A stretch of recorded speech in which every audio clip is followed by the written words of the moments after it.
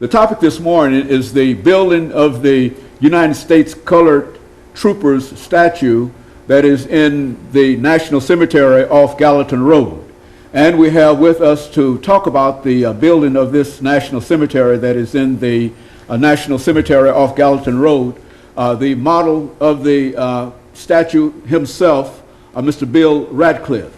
And of course, Mr. Radcliffe, let me welcome you to the show this morning. Thank you, Doctor. And as I think it has been indicated that you are in reality a reenactor. Yes, sir. And what I tried to do during the first segment is to simply introduce you as to who you are, and to have you during this first segment to talk about yourself and some of the activities that you've been involved in that eventually led you to us. And when we come back during this second segment, recognizing that this is an attempt to try to commemorate the celebration of the Civil War in the state of Tennessee, and we have the privilege of having a reenactor with us. We thought we'd like to take advantage of that and to allow this segment 2 and 3 to be devoted primarily to reenactment kinds of activities that you are familiar with. Yes, and so let's start off by having you to give us some information about your background, your education, and some of the things that were important in terms of eventually leading you to us this morning. And then after this commercial break, we'll get back into your reenactment. All right, sir. Well, thank you. It's a pleasure to be here, and thank you for asking me. My background, it's primarily that I just retired from the Nashville Fire Department almost 2 years ago. I had 27 years with them. I've been reenacting for approximately almost 25 years. I went to college at Fisk University. I did serve during the Vietnam War, United States Navy. I was raised in Detroit, Michigan. I left there when I was 17, so basically my youth was spent here. So this is where I grew.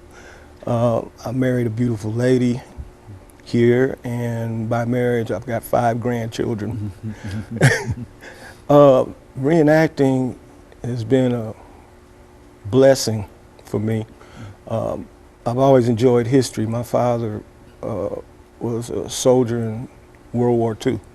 And as a child, I used to sit up underneath my dad and my uncles and his friends, and they were always talking about their experiences, but they weren't the kind of experiences that were tragic. They were always laughing about something, and I used to enjoy listening to them. I had a great uncle that served in the First World War. I had several cousins that were in the Korean conflict and cousins in the Vietnam War before I joined.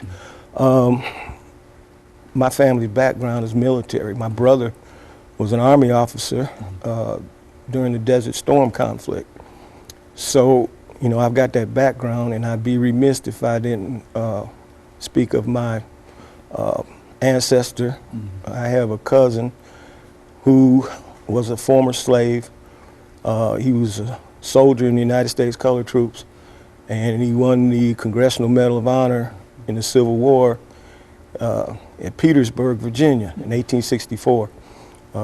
Sergeant Major Edward Radcliffe. So I got a lot to be proud of, and I try to remember who I represent when I put this uniform on, because it's not only the brothers in the Civil War, it's all of our people, because we've been in every incident and conflict this country has ever been in. We've always stepped up and stepped forward.